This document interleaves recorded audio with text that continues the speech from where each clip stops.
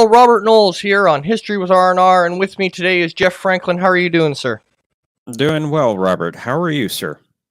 Not too bad, not too bad. So I want to take a quick swim through the chat. Say hello to Mary's Game Room, Andrea Seabrook, Bird of Prey 5, Kapla. How are you doing, sir? Thomas Potts, how are you doing? And I think I've got everybody. Yep. Okay. Oh, Dee Dee Myers, welcome, sir. So today we're going to talk about, something that doesn't get brought up a lot because it was one of the Allies' F-ups in 42. And that would be the Dieppe Raid. The Dieppe Raid was a combined attack on, well, it wasn't really, it was an attack, but it wasn't an invasion. It was a raid. And the British, because they really couldn't do much else, had been basically doing little raids in France, Norway, just little to let the Germans know they were still around. And so they decided they were going to do this big raid in Dieppe because, one, the Air Force from Britain could still fly there and back, so they would have air support. And it was a really short jaunt across the channel, so they could get there with as much surprise as possible, which later would turn out to be an absolute shit show. And their thinking was they hit them hard, they hit them at the main dock, they show them that they can do it, and then they come home. So this was never meant as an invasion. This was just meant as to give them a bleeding nose or to strike back. However, it would go down, in my opinion, as one of the most unthought out waste of men ever in World War II. It was a slaughter. Yes. Now, unfortunately, one of the things that came out of this was a lot of Canadians died.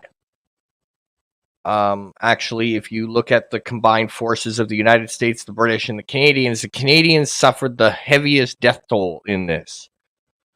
It's not even close. No. It's not, considering they only sent 50 Americans. And they sent 5,000 Canadians, so go figure. So what we're going to do, I think, to start off, is we're going to start off at the beginning, kind of give you an idea of what the setup was of this, and how it went wrong before one single ship even left. And then we'll kind of go into the battle a little bit, kind of point out the points where it went really terribly wrong. We'll point out how Montgomery taking over in Africa really set this to the failure that it was.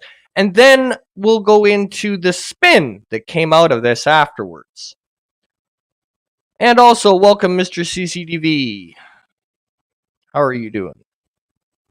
So, to set this up, basically, at this time, Montgomery is still in Britain, and he is leading the. He's part of the command structure of the raids, and so they're come up with this raid. So the raid originally called for paratroopers to land on the heights, which we can bring up this map here that Jeff found for us.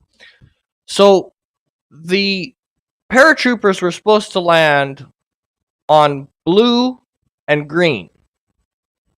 And they were supposed to take the heights. Take out the guns and take out the heights. And then they were supposed to have a Navy bombardment of what was on this map as Red Beach, taking out any pillboxes, anything like this, and then they'd send in the troops. So then the Canadians would go in. Now, Robert, some people may not know what a pillbox is. So okay, well, a pillbox is basically a cement structure. Yeah, there we go. So basically, it is a concrete protected machine gun nest for the most part. Sometimes they'd put the bigger guns in there, but for the most part, it was a machine gun nest. So the idea was the paratroopers would land. They would take out the guns on the heights overlooking the beaches.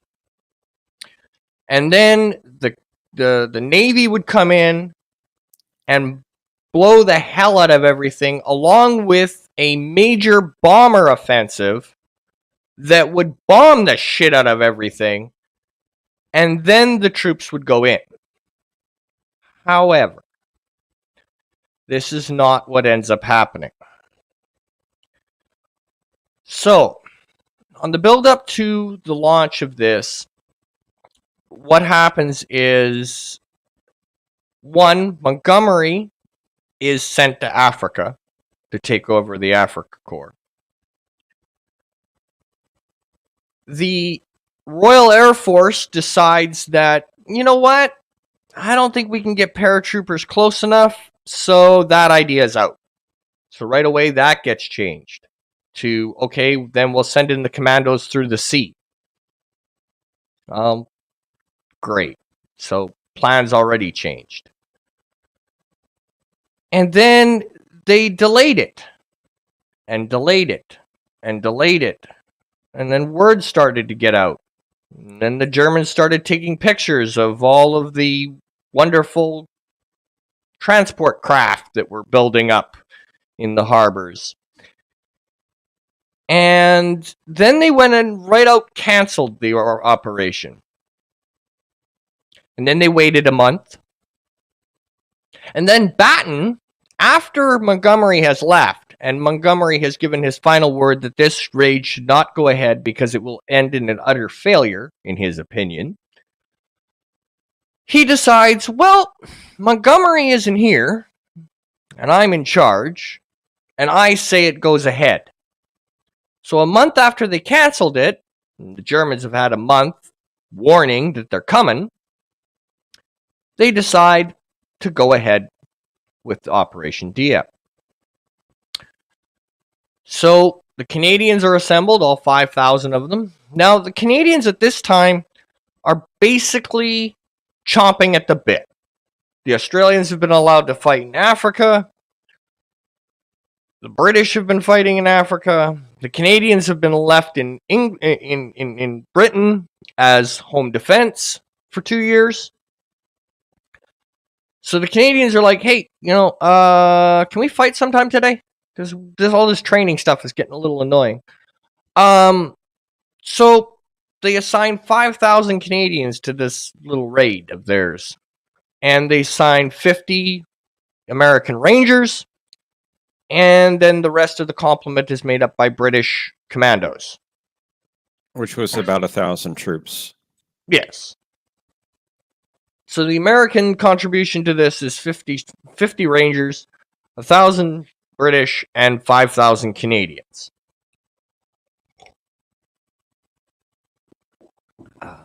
And Dieppe is on the coast of France. It's right across the channel from Portsmouth.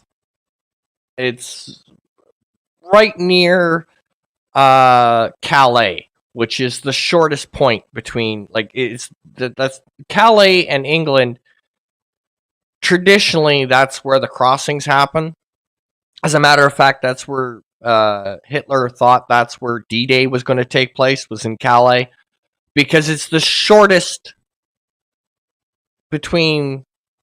It's the shortest distance between the channel. Except they went to Normandy.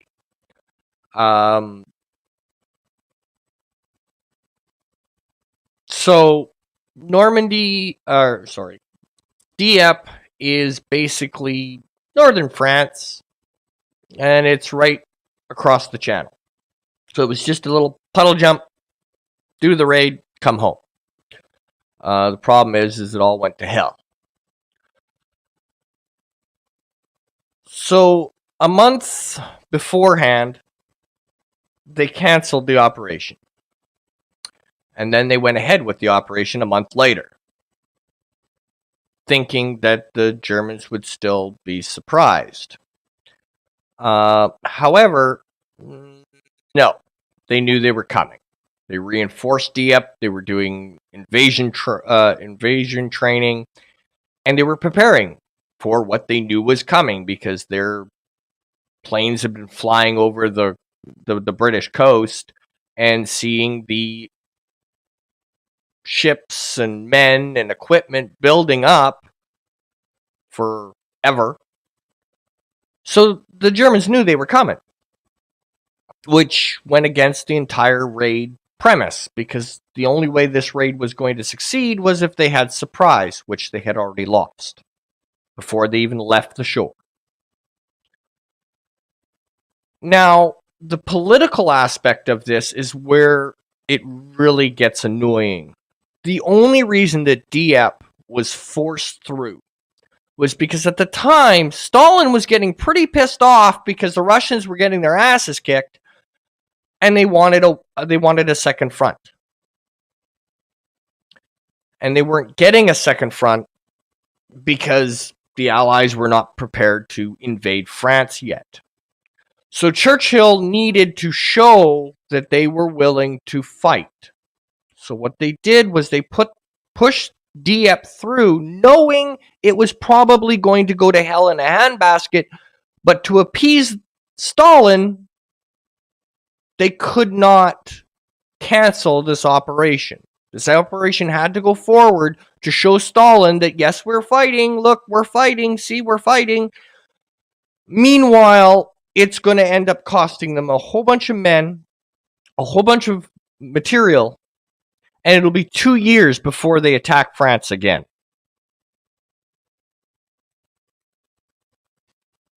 Anything you want to add to the pre before we get into this absolute cluster F? No, I think that's a pretty good summary. And just taking a quick spin through the chat. Welcome, Loki's Mornings of Mischief, D.D. Myers, Mark the Infinitely Tired, Purple Valkyrie, Joseph Petrick. Welcome, sir. But and again, I'm sorry I'm not reading out a whole bunch of comments. I'm trying to get as much information as I can, because I like to try to keep these to about an hour. So I'm going to try to give you as much. Go ahead. I'm trying to cover the chat as best I can. Yeah, reading everyone. So I want to give as much information as I can on this, and welcome, not Ryan Johnson, as I can, and fit it into the hour time slot. So now moving forward, so there was a few problems, and the Royal Navy and the Royal Air Force have a lot of answering to do, and they never really get called out on it, because of, as I say, we'll tell you the spin afterwards. However, the plan called for a shore bombardment. The only problem was, at the time, the Royal Navy decided that they weren't going to give this operation anything bigger than a destroyer, because they were not going to put their capital ships at risk for some stupid little raid. So because the Royal Navy decided that, well, you don't really need capital ships, you just need destroyers, the destroyers come in and they do their bombardment, but their guns aren't big enough to destroy the pillboxes. So there's problem number one. Problem number two was the Royal Air Force decided that, no, we're not doing the paratrooper idea. So they sent in the commandos. The American and British coalition commando group arrived at their objective, attacked their objective, but did not take their objective. The British commandos took out a few of the guns, but then, of course, withdrew, because that was what they were supposed to do. Go in, attack, withdraw. Unfortunately, that left the guns on the heights still manned and still operational for when the Canadians went in. Now, another thing that was supposed to happen on the plans was that there was supposed to be a heavy bombing raid right before the Canadians landed. Unfortunately, the Royal Air Force, in its infinite wisdom, decided that this was the moment in history when they were going to say, nah, we're not going to do a heavy bombing raid because we're too afraid of how many casualties there could be. We don't want any civilian casualties, and if we bomb if we bomb Dieppe with the bombers, we can't guarantee there won't be any civilian casualties. So the bombing raid's off. So now the Canadians are going in without proper shore bombardment. And the bombing raid they were promised is off the table because the Royal Air Force decided that this is the one time we're going to care about civilian casualties in World War II.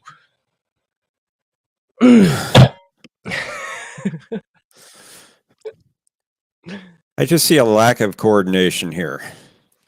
Yes.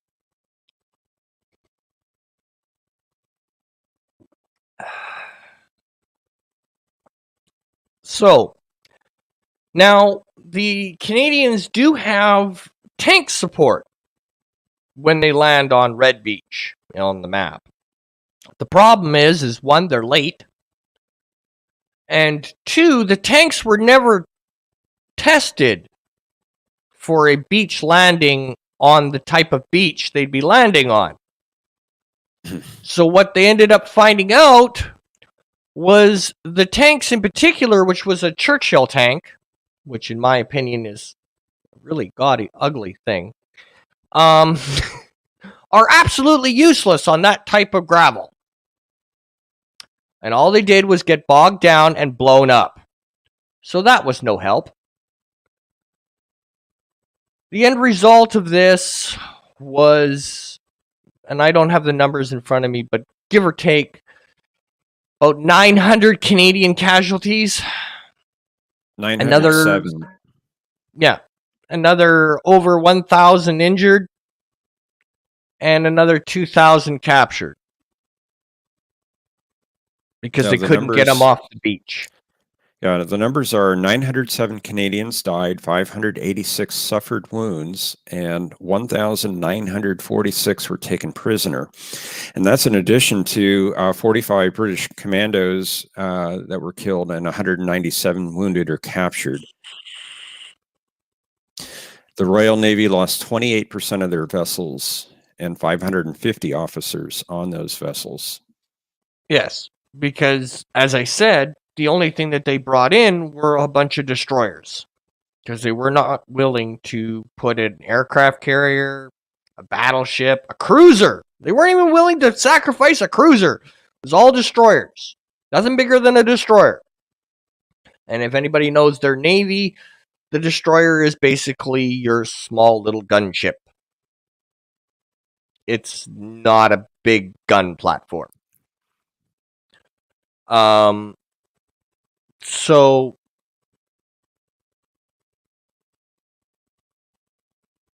basically, yeah, you're right, Andrea Seabrook.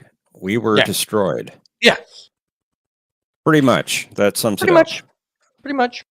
Now there were some mistakes made during the battle that Mr. Roberts has to answer for. He was the guy in charge of sending the Canadians ashore. The first wave went, the second wave went. Basically, watching as the second wave rolled up, they watched. They saw the first wave basically turned the water red, and the beaches were filled with their bodies. So they sent in the second wave to basically meet the same fate, and then, for reasons I can never understand, this guy is sitting there. He hasn't heard a thing from the beaches. Has no intel on what's going on. And for some reason, he says, well, things must be going well. This is his conclusion. I don't hear anything. I have no contact with the shore. So things must be going well. I don't understand this logic. at all. Makes no sense to me. It's illogical. No. So in his infinite wisdom, he has not heard anything from the shoreline, not heard anything from first or second wave. So he sends in his reserve that abruptly get blasted out of the water before they even hit the shoreline. And then they decide, ooh, maybe we should do a retreat. They scramble to get as many soldiers off the beaches as they can. And then they go back to London, leaving behind over 1,000 Canadians who get marched off into captivity because they decided to do a raid to appease Stalin, whether they were ready for it or not. Turns out they were not. So a lot of men died for nothing. For nothing more than a political show and to appease Stalin. That's what it boils down to. Now, one would think coming out of this, a lot of people would be in a lot of shit. The only one that really got into shit was Roberts, because Roberts never had a command after this. Everybody else, not so much. Because even Churchill himself, looking back on this after World War II, the common denominator has always been, and basically the spin out of World War II after this, when you talk about Dieppe, was not a failure. Yes, we got our asses kicked, and yes, a whole bunch of people died, and yes, it was a complete and utter disgrace from beginning to finish, but it was not a failure. Dieppe was not a failure. If you go back and you listen to what the speeches were, Dieppe was not a failure. And the reason that Dieppe was not a failure was because they pointed to D-Day. They had to go 2 years in the future to be able to make an excuse for Dieppe. And the excuse is thus: for every man that died on the beaches of Dieppe, save 10 men on D-Day. So because D-Day was a success, so was Dieppe. You want to talk about revisionist history? I'd like to know how they can prove that. There's no way they can prove that. Their basic marching orders, even Churchill himself, was Dieppe was never a failure. Because the lessons that were learned on the beaches of Dieppe made D-Day a success.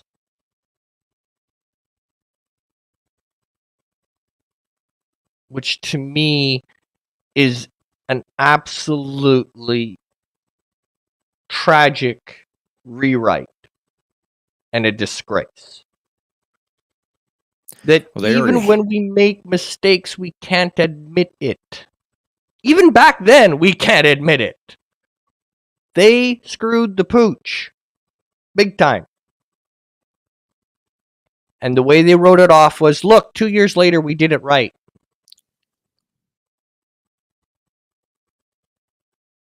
They even came up with an outline of policy. If the raid had failed, they didn't want to call it a large-scale operation, such a large-scale operation, a reconnaissance raid. And what they had said is that in the event of the failure, a communique must then stress that the operation is essentially a test of employment of substantial forces and heavy equipment. And they would stress the stories on personal heroism. Yes. You're interviewing soldiers that come back and how they, had successfully carried out their mission during the raid, stressing the bravery. Yeah. Not the objectives. And even to this day, That's how it's sold. The brave Canadians who died on the beaches of Dieppe paved the way for the landings of D-Day, which is very small consolation to those families that lost fathers, brothers, sons for nothing. Even if this Andrew, had gone off without a hitch, it wasn't going to change a damn thing. They were all coming back home. They weren't invading France. This wasn't opening a second front. This was just an attack to bloody their nose. But they had to go big or go home. And they went big, and they lost big. But to cover it up, when D-Day happens, which is why D-Day actually takes 2 years, because they weren't going to have another Dieppe fiasco. And guess what? On D-Day, guess what happens? The Royal Navy commits the capital ships. The Royal Air Force drops more bombs than we ever want to think about. All the things that were planned for the Dieppe raid that were, not going to happen, were put into place on D-Day, and D-Day happened. And D-Day was a success. Everything that those soldiers were robbed on the raid were put in place. And then, surprise, surprise, it worked. They had the element of surprise because they had lured the Germans to think that they were going into Calais with fake tanks, fake troop movements, even putting Patton up near the crossing to Calais, knowing that Rommel will recognize Patton's name. And if Patton's there, then that's where they're crossing, because Patton's got to be leading the charge. It was part of the propaganda, so that Normandy would be a secret. Everything, in a way, they are right, because everything that they did wrong in Dieppe, they did right on D-Day. Took them 2 years. But as a Canadian, I feel it very, very wrong that they won't admit they screwed up. They will never admit this was a failure. They never did. This was a success. Because D-Day was a success. Which makes no sense to me. That's like going bankrupt 1 year, and then 2 years later you win the lottery and you have a bunch of money, and saying that 2 years ago was a successful year.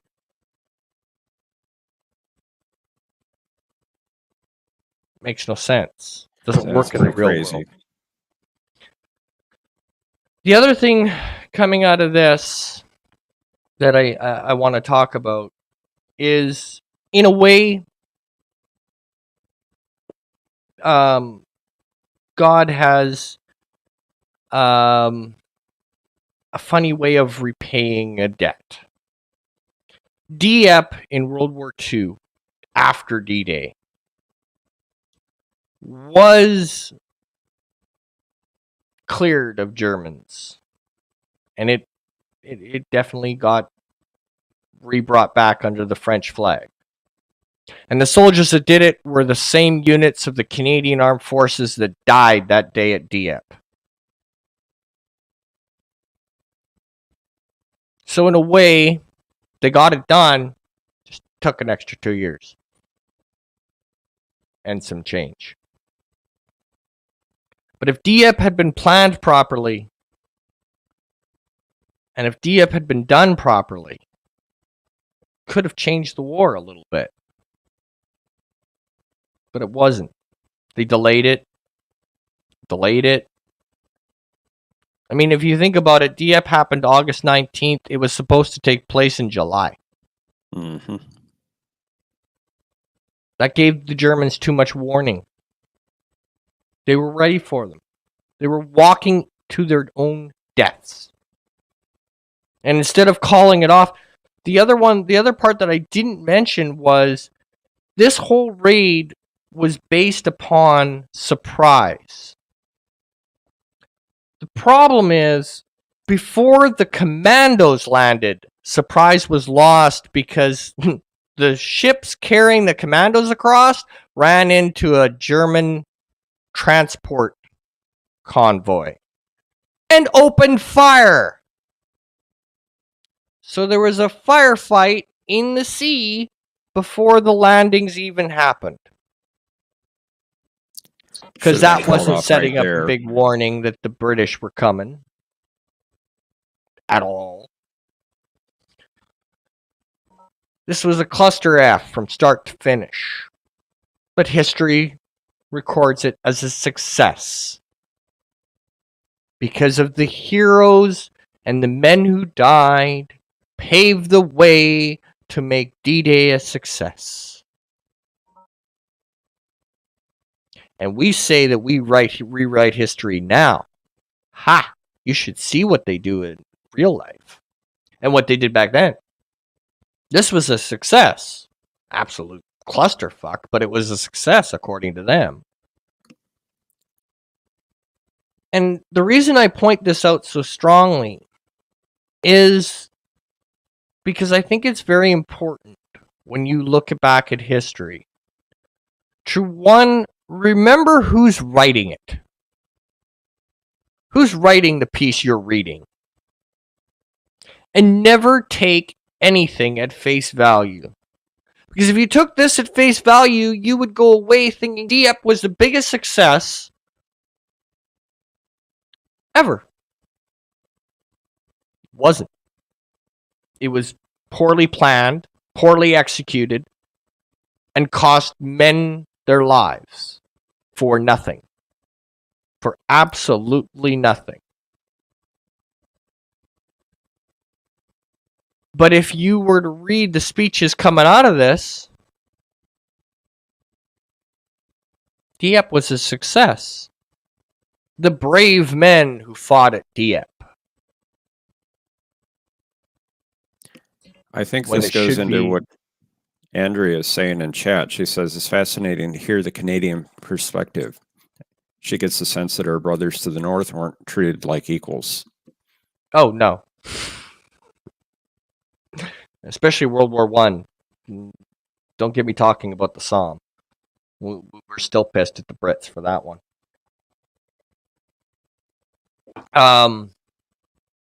But it was the biggest propaganda rewrite known to man. Disney would blush at the rewrites these guys are doing. But they had to keep morale up. They had to keep morale up. Yes. They couldn't admit defeat and have morale decline. Well, even post-war. Right. War's over. They won. They still would not admit Dieppe was a mistake. Post-war. Even post-war, after Germany's fallen, after all the guns are stopped going silent, Churchill maintained that Dieppe was a success. That Dieppe was worth it.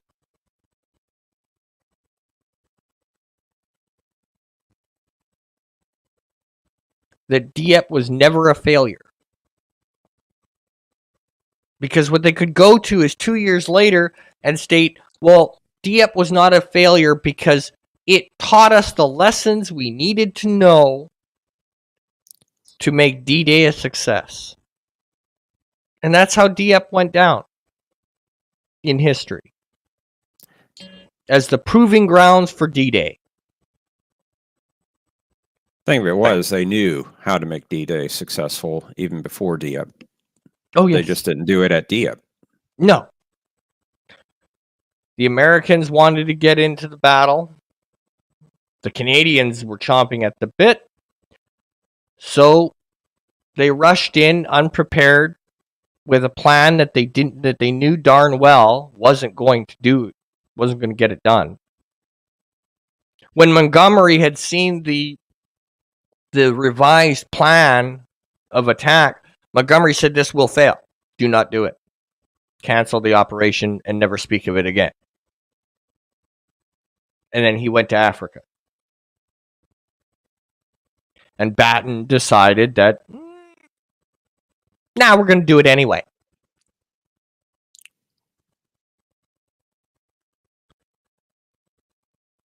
And because of that, many Canadians lost their lives. For nothing.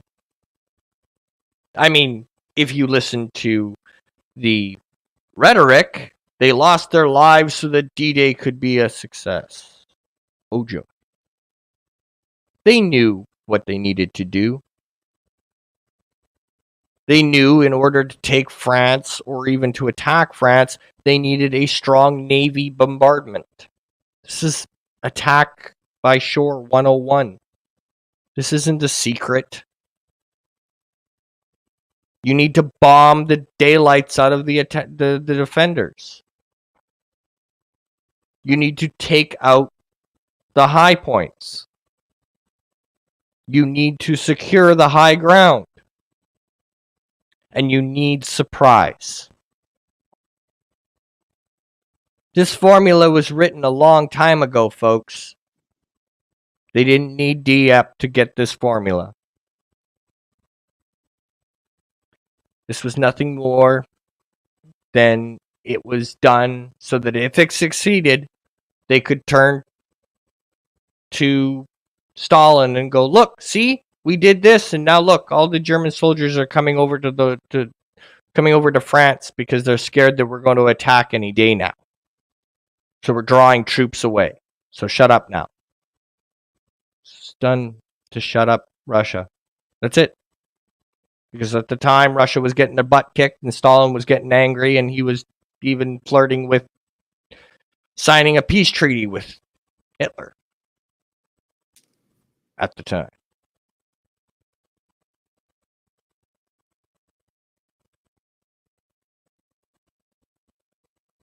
So I hope that you have found this informative. I'm going to end this with a little bit of channel admin. From now on, Jeff and I will be doing these live streams every second Monday, 1 o'clock Central. Jeff has graciously agreed to co-chair these with me. And every second Friday, Jeff and I will be doing a in-depth look at a point in history. And on the opposite Fridays, I will be doing I'll take an event that happened that week and I'll let you all know about it. Something that doesn't get talked about, something that isn't in the front page, or something that I think needs to be brought to light that doesn't get talked about enough, that's happened within the last week or so. So that should be fun. And there'll be just little 4 or 5 minute videos for that Friday. Just something light, something I don't have to do a lot of research for. And then the opposite Friday will be the more in-depth look at something. The live streams, we're going to try to keep changing the topics so that it's not the same thing over and over again. Just something that we can come here, talk for an hour, give you as much information as we can within that hour time frame. I do suggest, if you have any ideas or something you'd like to hear about, either message myself or Jeff, and we'll try to include it. And with that, Robert, go ahead. I want to address something that was in the text chat. Commodore Ty mentioned that Ian Fleming was involved with this, and indeed he was. There were a couple of classified documents that became declassified, and one in 96 and the other in 2008. And David O'Keefe, who's a Canadian military historian and a professor at Montreal's Marianopolis College, examined these documents. And what he found was that there's a special unit called the 30th Assault Unit. And during this raid, they were on, let me see if I can find it. They were on a ship, the HMS Locust, a flat bottom gunboat. And it was supposed to storm the harbor. And the 30th was supposed to make its way to the Hotel Modern. And the reason that they were supposed to go there is because the Allies believed that the Germans had information, their code books, encoding machines for the Enigma machine, which they believed if they could capture that information, they could shorten the war greatly. And unfortunately, they did not make it to that hotel, so they did not capture that information. But the Ian Fleming was on a ship further out to sea, and the 30th was supposed to take that information to him, and then he was going to take it back to England or to Britain for examination. So that's an interesting side note to this. There was suggestion that the whole point of this raid was for the 30th to capture that information. Yes, which would later be captured when they kind of took it out of a submarine. Right. Yeah. Amongst other times that they got the darn codes, and then the Germans went and changed it from a 3-reel to a 4-reel. And they were in the dark for a little while again. But with that, I'm going to end this as my other co-host used to.